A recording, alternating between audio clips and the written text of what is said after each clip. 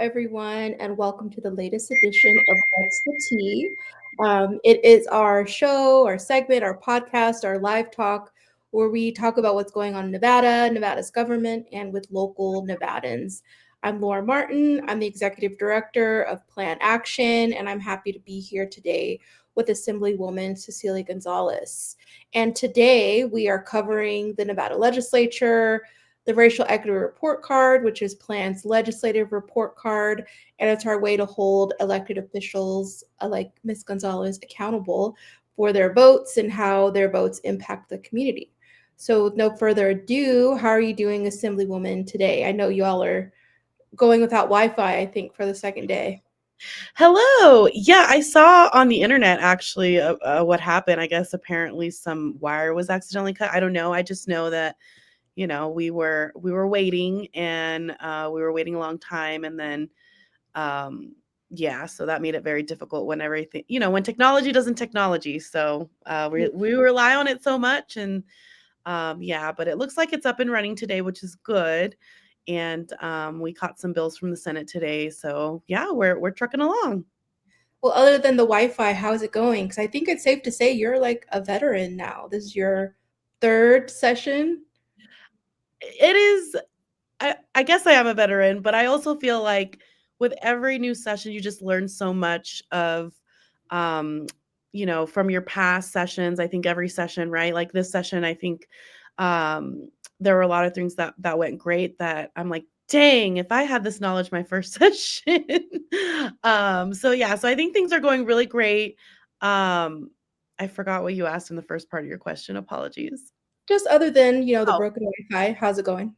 yeah, it's going good. We're hitting that hurry up and wait part of session where if you're not really like in leadership, you're not having, they're negotiating a lot of the end closing out session things. And so a lot of us, right, we're waiting around, waiting for committees to be called, waiting to go to floor. So a lot of people call this the hurry up and wait part of session because you can't like yesterday, for example, we recessed. We didn't know what time we were coming back. So you can't necessarily go far from the building. A lot of us do live around here. So a lot of folks, going home isn't that bad when you live 2 minutes from the building. But a lot of folks, it is that hurry up and wait part of session. Let me close my email so that we don't get those notifications. But yeah, it's going good. Good. I'm glad to hear that. You do hold a lot of titles. You're Assemblywoman, you're a mama, you're an educator. But I think before this, you would have called yourself an activist. And so one of my first questions was, what was that path like for you from protest to power? Moving from sitting on one side of the desk to now you're the legislator behind the desk. That is such a great and interesting question. I do still consider myself an activist. I hope I still get to call myself that. But, I'll never forget my first session. One of our veteran senators had pulled me into her office and was like, do you want to be an activist outside screaming at us, or do you want to be one of us? And she kind of really just stated how, like, I had to become a team player, right? Like, I couldn't go off on everyone or really tweet at right? Like I couldn't maneuver in the way of activists where you're here and you're wanting to blow everything up in terms of systematic oppression, right? And she really was trying to mentor me into how to become a legislator and how to use that same power that we use in activism, but in the legislative process because it looks a lot different. I always laugh and say I have like a figment of power because while I am an elected official and part of this body, I'm one of many, right, that fall under making decisions. And so while one single person cannot make a decision outside of like probably the speaker and majority leader, right? It takes all of us to work together. And, I've had to learn what that means in this space and how do I show up in this space, right? And that's kind of translated into some of the bills that I've run. I think this session I've been able to bridge that gap between activism and legislator in the sense of like, we had town halls before coming up to session. We met with our community on the heels of the inauguration of this current administration and kind of really looked at what can we do now. Whereas, prior sessions, I didn't really have that connection in terms of this is what the community wants and we're going to run this, right? And I'm not going to care what people think because this is saying we want. So I think I've developed and grown that over time and really try to figure out how can I still be a voice for equity, a voice for justice in this role, because that looks a lot different than it was in the community, right? And let me ask a little bit of a follow-up because I also appreciate that you are directly impacted by the criminal legal system. You're a mother, and legislation that you've brought forth reflects that. And so, being from community, we know the saying, "Those closest to the problem are closest to the solution." Are you able to tap into some of your personal, if you want to call them struggles, or just the things that you've come across in your life to help you think of legislation? Yeah, absolutely. I think, for those folks that don't know, I am impacted by the justice system. My father was incarcerated my whole life up until 2 sessions ago, actually. And so a lot of my experiences come from that marginalization of having an incarcerated parent and what that means growing up in a single family home, a low income community, mixed in with being daughter of immigrants, right? And how these systems of oppression work together on top of that, right? Our criminalization of Black and brown folks on top of our criminalization of being immigrant and other, and really having to navigate that. And so I think that I bring that lens forth in a lot of the legislation that I propose when it comes to criminal justice reform.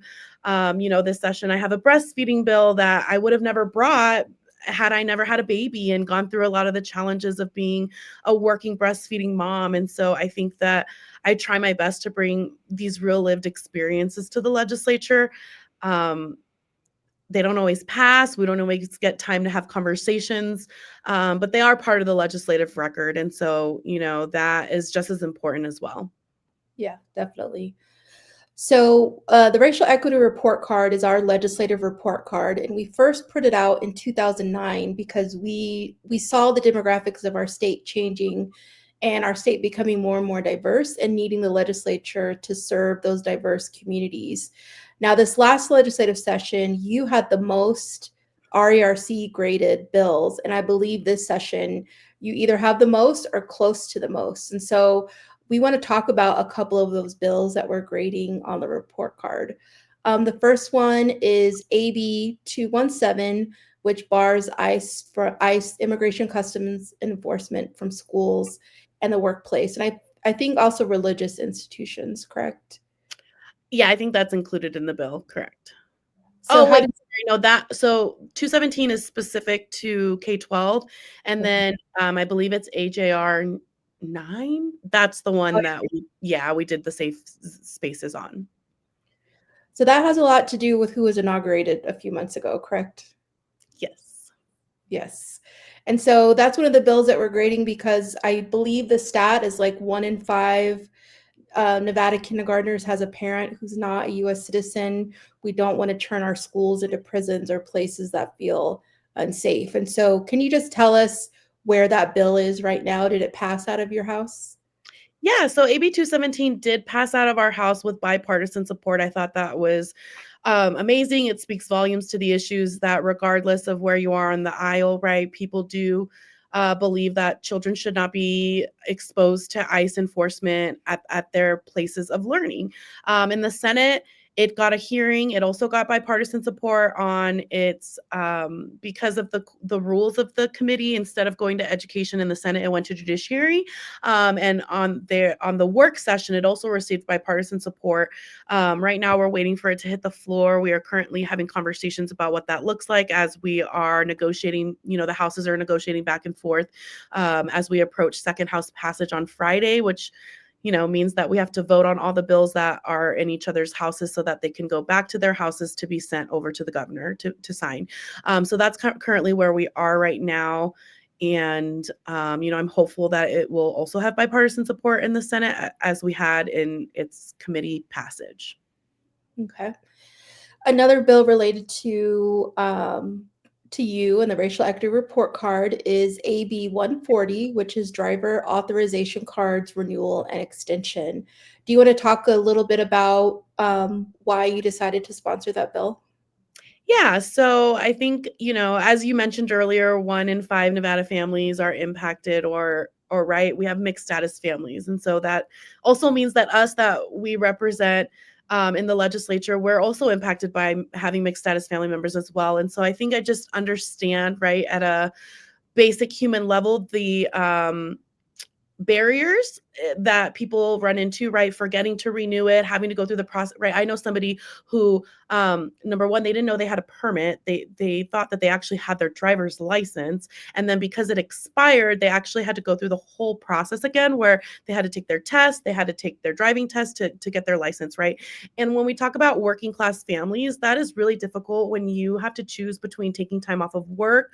The DMV isn't the most accessible place, right? And so we know that these are barriers that people have to choose between. Am I going to, take that half day off of work and miss out on my pay because I have to go do this thing that is only available during this time? And so, I think that it's very important when we talk about supporting the working class family that this bill passes, because it does help alleviate some of those barriers when it comes to just our time and our things that we need to do, right? It's also, the DMV is going through a massive revamp right now, and I think it is the perfect time for us to do that. I know that this bill has been tried many times and we've run into many barriers, and so I'm really hopeful that we get this through. This is the farthest I think it's ever made to go into the other house to be voted on. I think it normally has died either in committee or in the other house, and so the fact that it did make it past the deadline last Friday was really exciting. We now have the last two things, which is to get it to the Senate floor, get it back to the Assembly, and then signed by the governor. Hopefully, we will see that move forward. Yeah. One of the questions I have here that I want to ask, because I'm curious, because I don't know if I could ever be an elected official. I would be the meanest person you'd ever encounter. How do you deal with misinformation? How do you deal with people coming up to the table being against or neutral to your bill, and it's completely based on nothing that has anything to do with your bill?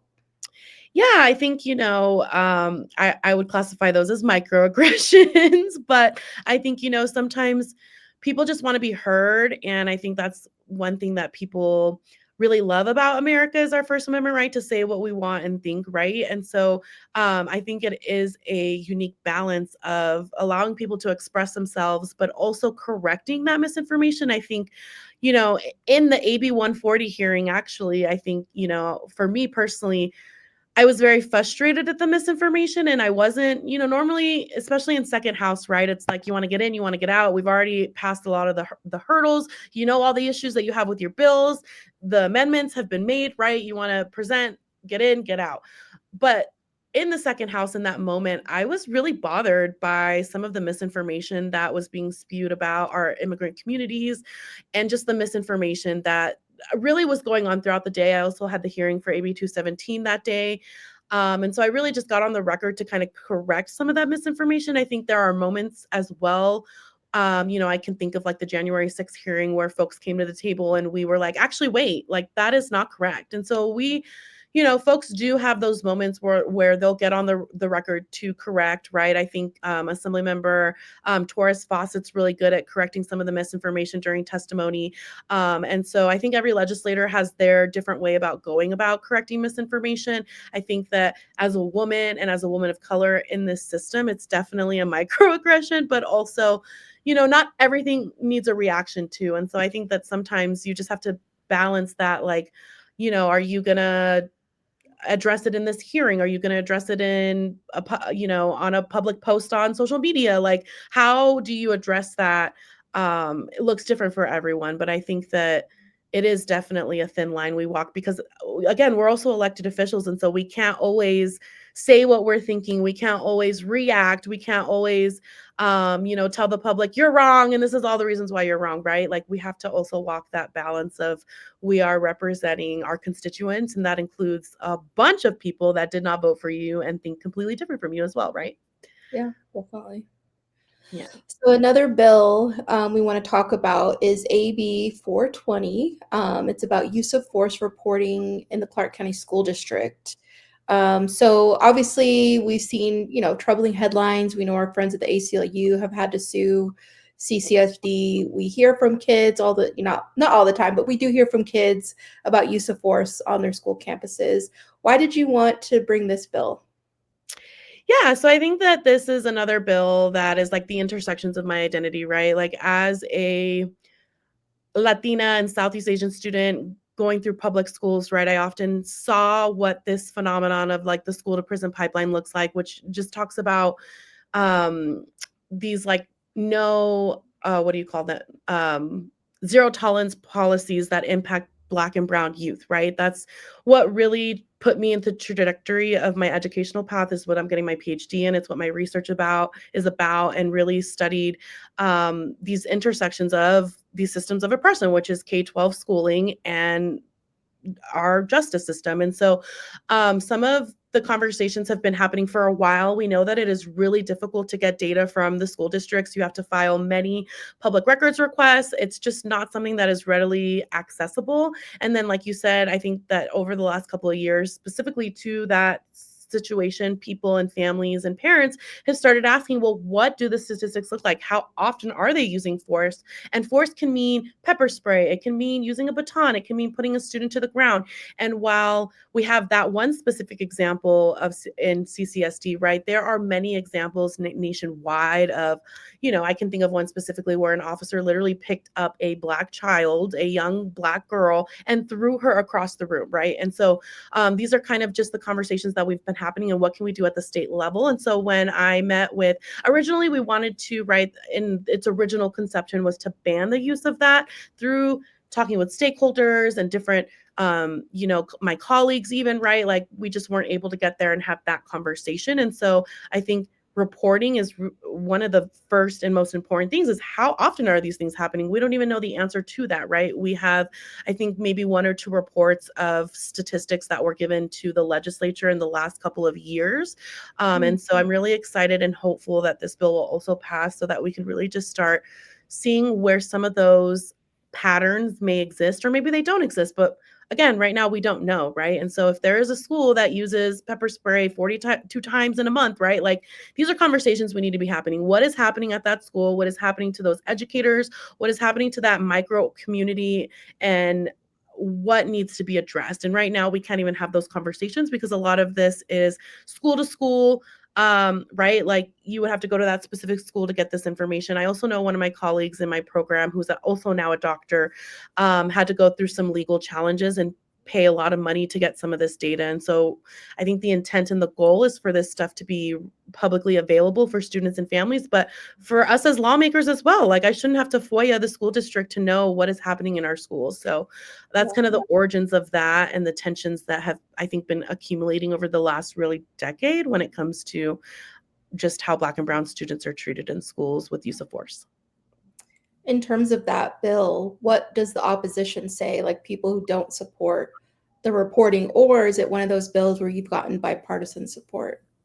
It's also another bill that has gotten bipartisan support. Some of the wants of my colleagues across the aisle was, I know in our House, they wanted to include like a description of what happened. Excuse me. But through talking through that with stakeholders, some of these smaller police departments, you would then be able to possibly identify the officer or the community member, right? When we're talking about our like rural school districts. So we didn't want to necessarily include identifying information. I think the context of the situation is important, but again, right now we don't even know what those numbers look like to even ask what the context is happening. So those have been some of the conversations. I think that it did have bipartisan support. I'm actually not entirely sure, for folks that voted against it, why their concerns were, because we worked heavily with the stakeholders, meaning the school police departments, to get it to a position where folks were really comfortable with. I think, once a bill comes out and it has all these things. So originally in that bill, it wanted to ban the use of, right? And then you amend it. And even when you amend it, people still think of a bill in its original form sometimes. So I think that kind of happened with this bill as well.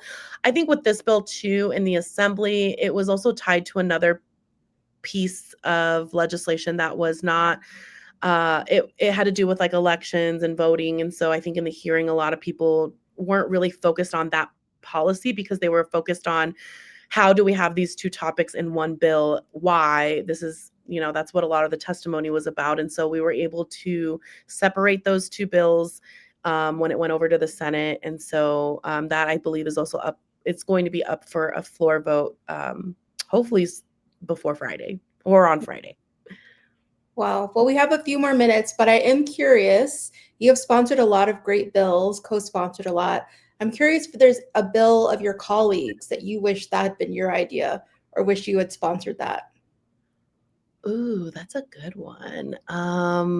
I think there are a lot of bills that okay, so, I think of like protecting IVF, right? Like, I think a lot of folks may not know that I almost had to do IVF. And the week that I was actually going to go to my IVF appointment it was actually the end of last session, is when I found out I was pregnant, which I thought was just crazy. I know it's like a story that many people go through. So I would have loved to help sponsor that or be part of that just because our stories are so important. Trying to think of other people, a lot of the housing stuff, I think, because I would say I'm probably one of the more vocal lawmakers when it comes to renting and being a renter. And I'm probably one of a handful of legislators that don't own property, right? And so a lot of some of the housing bills I wish I could have brought forth, but sometimes you have to be strategic, and maybe the loudest person, isn't always the most strategic. I can think of another bill that was very unsuccessful last session, and they changed the sponsor, and this session has been more successful. So sometimes some of those dynamics come into play. Relationships matter a lot in this building. And so, maybe the strategy isn't always you. And I think, right, when we talk about activism, right, how do I show up and be supportive, right? When I think about like my role in like the Black Lives Matter protests, it wasn't to be on the front lines. It was to come bring water. It was to make signs. It was to, right? Like, it wasn't always that I had to be center. So I also think about that. And I think sometimes people come up here and there are bills that you're like, wow, that is like my whole lived experience. Like, why am I not the sponsor, right? But you also don't know what the work that your colleagues are doing during the interim too. And I think that that's really important too, that you don't always have to be the face of an issue that you're impacted by or that you care about. And that's great because, again, we only get 10 bills in our house. And so, right, sometimes you're also like, dang, I wish I could have ran that bill. But by the time we had this conversation or I knew about it, all my bills were used. And so I appreciate my colleagues that do run bills that I care deeply about, because that's what it's about, right? If you care about working class families, if you care about people of color, if you care about our communities that we come up here to represent, it shouldn't always be on me. I shouldn't be the voice of people of color because I am a person of color, right? I shouldn't have to be the voice of specific issues because I am part of that community. So it is that like double-edged sword, because on one hand, right, I shouldn't have to be that, but on the other hand, it is, well, if I'm not talking about it, we're not talking about it. So it is that tension, I think, that exists when it comes to some of the bills that we run and being, vocal about the issues that we care about. Yes, and speaking of being vocal, we can drop a link of action. We've been phone banking, we've been out canvassing. Maybe the easy part is getting it through the houses, but now we got to get things through to Governor Lombardo, and hoping for the housing bills that affect immigrants, bills in the criminal legal system. Shout out to Mass Lib. Yes. Bills that have to do with climate and the environment. So it's a lot, but we know that you are short on time because you're a very busy person. We're getting toward the end, but just know that we are so proud of you and we have your back, and we thank you for just keeping that sharp analysis on class and race and understanding the work that you're doing and how it affects your constituents for the good. Thank you. I really appreciate that. I think this last 2 weeks is some of the most grueling parts of session because all the work has been done, right? What are the negotiations? And then, sometimes you're not privy to that stuff. And so sometimes, your bill just isn't a priority for the moment. And I've experienced that and having to come back and run bills again. And so definitely call your legislators.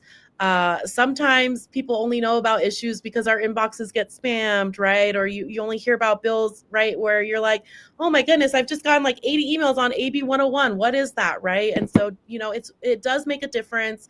And calling your legislators, talking to us about what bills matter to you, that is the most important part of, right? Like, sometimes we don't agree on issues because for some people's specific districts, they've heard from their constituents, it's a big issue. And so we love to hear from that. I always tell folks to reach out and message us and get involved, because that's why we're here. We're here for you. Cool. And with that, we can wind it down, and thank you for joining us for What's the Tea. thank you guys for having me. And I really appreciate all the work that you guys continue to do in our community. Thank you. Bye. Bye.